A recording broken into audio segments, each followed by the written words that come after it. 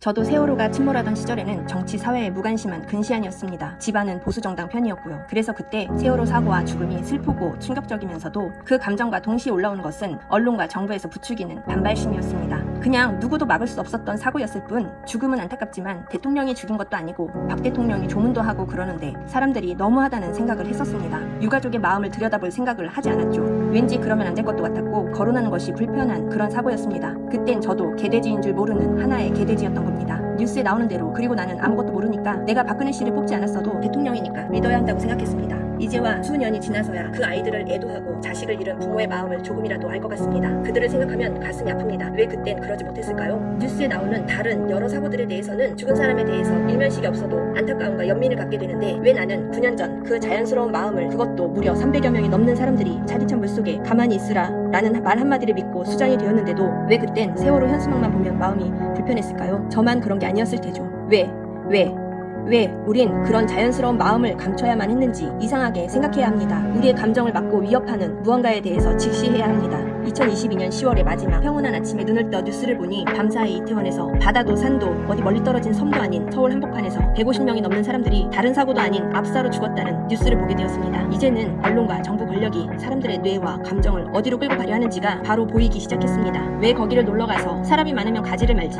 나라를 구하다 죽은 것도 아닌데 왜 추모를 해야 하나 사람들이 댓글을 가득 채우고 사람들의 마음을 부정적으로 물들이고 있었습니다. 이 사고는 여러 가지 사고의 원인들이 오래전부터 얽히고 설켜서 우연히 터진 사건이 아니었습니다. 교통경찰만 배치되었어도 일어나지 않았을 그런 사고였습니다. 이 주장의 증명은 이전 할로윈 이태원 같은 자리에 곳곳에 배치된 경찰들이 사람들의 교통 흐름과 치안을 돌보며 배치되어 있는 사진과 당시 영상들을 보면 알 수 있죠. 그런데 뉴스에서는 의도적으로 누가 오일을 뿌렸네, 누가 밀었네 하는 얼토당토하는 안주거리를 가지고 또 엄근진한 얼굴로 보도를 하고 있었습니다. 그리고는 너무너무 티가 나게 국가, 지방, 행정 그리고 시민들의 안전을 상시에 지키고 그 대책을 강구해야 할 책임자들이 너무너무 티가 나게 발부터 빼고 있었고 거짓 눈물을 흘리고 있었습니다. 그리고 9년 전과 같이 사람들은 자신의 정치 성향에 따라서 대인원의 죽음이라는 참사를 어떻게 생각해야 하는지에 대한 방향이 정해지고 있었습니다. 본인의 의도와 전혀 상관없이요. 이번을 찍었던 사람들은 평상시에는 뉴스에서 작은 이슈거리만 있어도 사람들과 만나면 한두 마디라도 나란 일에 대해서 정보를 교환하고 수다를 떨더니 이 이태원 참사에 대해서는 마치 들은 적도 없는 듯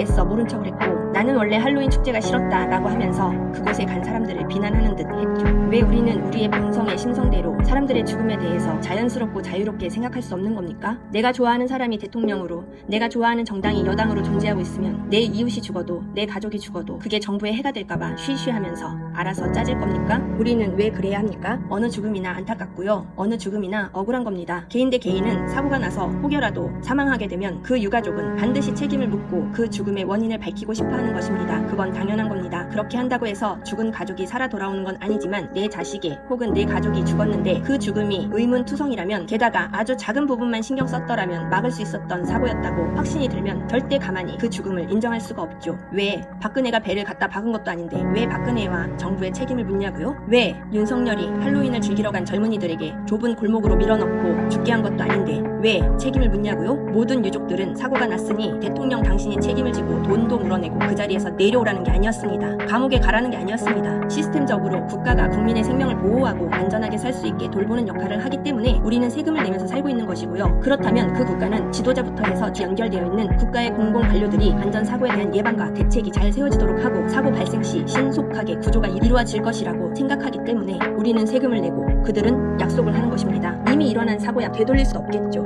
이미 엎질러진 물이니까. 그런데 사고가 난 이후에는 신속하게 진심을 다하는 어떠한 조치가 있어야겠죠. 사고 몇 시간이 지나 자다 일어난 듯 와가지고 구명조끼는 다 입었다는데 왜 구조가 안 되고 있냐는 깽뚱한 소리를 할 게 아니라 사고가 벌어진 시간에 집으로 유유히 퇴근해놓고 다음날 보도용 사진 대강 옛날 거 포토샵해서 언론에 뿌려놓고 아침에 사고 현장에 가서 압사라고? 뇌진탕이 아니고? 이런 봉창 두드리는 소리를 하라는 게 아닙니다. 행안부, 경찰청, 지역장들은 예상치 못한 행사가 아니었기 때문에 충분히 그에 대한 책임이 있는 것입니다. 아니 책임지지 않을 거면 당신들이 왜 그렇게 많은 급여를 받으면서 수화를 부립니까? 뭔 일을 했다고 봤습니까? 작던 크던 그 기관의 장은 회사의 장도 마찬가지고요. 높은 급여를 왜 받는 것입니까? 그 사람들이 잘나서 받습니까? 그 기관의 책임자로서 그 밑에 직원들을 관리하고 만일 발생할 수 있는 일들에 대한 책임의 주체가 되기 때문에 그래서 일반 직장인들보다 많이 받는 거 아닙니까? 누가 당신들 돈 물어주라고 그랬어요? 누가 똑같이 깔려 죽으라고 했어요? 그냥 그 책임의 자리 욕심내지 말고 내려오면 되는 거 아닙니까? 당신들이 그 직업에서 물러난다고 당장 굶어 죽을 사람들입니까? 사고 수습은 개판으로 하지. 그러면서 내 잘못은 없다고 이리저리 핑계만 대지. 기관의 장이라는 책임자로서 말단에 졸라 빡세게 일하는 직원들에 비해서는 어마어마한 월급을 세금으로 받아가면서 왜 이럴 때는 아무것도 모르는 말단 직원인 척 하냐고요. 가게 주인 또는 점장은 알바생이나 일반 직원들보다 돈 훨씬 많이 받아요. 힘든 일은 알바생과 일반 직원들이 더 많이 해요. 그런데 그런 그들보다 별로 힘들지 않게 있으면서 급여는 훨씬 세게 받는다고요. 이유가 뭔데요? 책임을 지는 자리니까 그런 거 아닙니까? 가게에 무슨 일이 생기거나 사고가 났을 때 대처하고 수습하고 책임지는 의무가 부여되니까요. 그러니까 평소에 그렇게 많이 받는 거 아닙니까? 머리가 돌대가리냐고요. 그 정도의 상식도 없습니까? 그런데 기관장들의 입장에서는 막상 당사자가 되면 당연히 책임지기 싫어요. 박희영도 이상민도 윤희근도 다 개꿀 빠는 직장에서 내려오기 싫다고요. 큰돈 받으면서 명예스러운 자기 위치를 놓고 싶지 않다고요. 누구나 그래요. 누구든 좋은 거 가지고 있으면 잃고 싶지 않은 거라고요. 그들이 이리저리 핑계대고 돌려가며 빠져나가는 거는 이해는 돼요. 용서할 수 없지만 이해는 된다고요. 하지만 내 말은 그들과는 하등 아무 상관도 없고 자신들은 기관장 같은 월급을 받는 것도 아닌 일반 국민들이 왜 자신이 보수편이라서 자신이 좋아하는 정당이 정권을 잡았다고 해서 왜 구청장, 행안부, 경찰청 이 책임자들을 쉴드를 치며 보호하고 오히려 가족을 잃은 유가족들을 못마땅하게 여기고 안타깝게 죽은 희생자를 2번 죽이며 비난을 하냔 말입니다.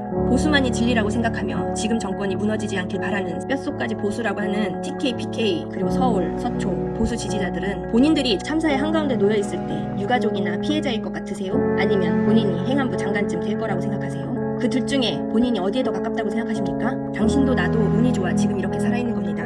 우리는 우리가 겪을 수도 있었던 무수히 많은 참사에서 운이 좋아서 살아있는 거예요. 살면서 배도 한 번씩 타봤을 거고 살면서 축제나 사람들 모이는 행사에도 가봤을 거고요. 교통 신호등만 믿고 운전하면서 전국을 다녔을 거고요. 비가 와도 설마 지하도가 잠기겠나 하는 생각에 비 올 때 지하도도 지나가 봤고요. 터널도 지나가 본 사람들이라고요. 왜 정부가 좋다고 해서 자신들이 겪은 사고가 아니라고 해서 어쩌면 그렇게 자기에게는 절대 일어날 수 없는 일인 척 언론과 정부가 원하는 대로 자신의 자연스러운 감정까지 억누르면서 사시는 겁니까? 왜 그래야 하죠? 죽은 사람들은 자신들이 죽게 될 줄 알았을까요? 당신이 지배자입니까? 정신 차리세요. 당신도 나도 세월호가 되었던 이태원 참사가 되었던 우리는 잠재적 피해자에 가깝지 지배자가 아니란 말입니다. 지배자가 당신 눈에는 훌륭할 수 있어도 당신 마음에는 흡족할 수 있어도 당신 본인이 죽어가는 데에도 그 지배자 걱정에 차마 해가 될까봐 조용히 저 세상에 가실 겁니까? 꿈 깨세요.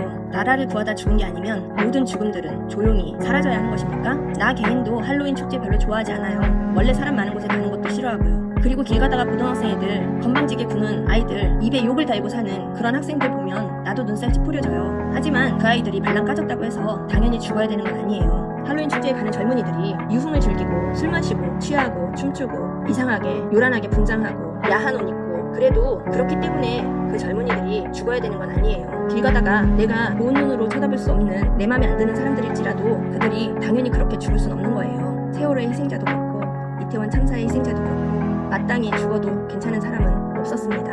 우리는 왜 그래야 하죠? 왜 어떤 죽음은 슬퍼도 되고 왜 어떤 죽음은 슬프면 안 될 것 같고 왜 그래야 하죠? 이것을 이용하는 게 과연 누구일까요? 우리의 감정을 억압하게 하는 게 과연 누구일까요?